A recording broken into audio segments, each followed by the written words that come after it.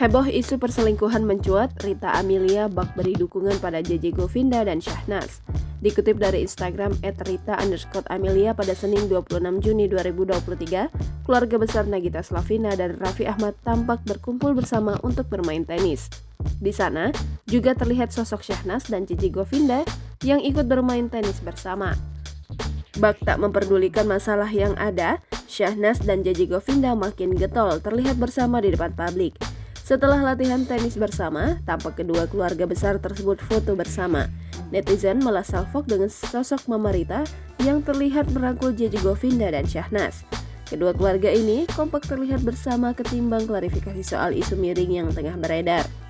Unggahan tersebut sontak tuai sorotan. Banyak netizen yang ikut berkomentar menyindir nasib JJ Govinda dan Syahnas. Ada pula netizen yang menguak bagaimana cara keluarga Andara menyelesaikan masalah yang ada. Tak harus muncul ke publik, namun netizen menduga jika masalah ini sudah diselesaikan di internal mereka. Jangan lupa subscribe, share, komen, dan like ya!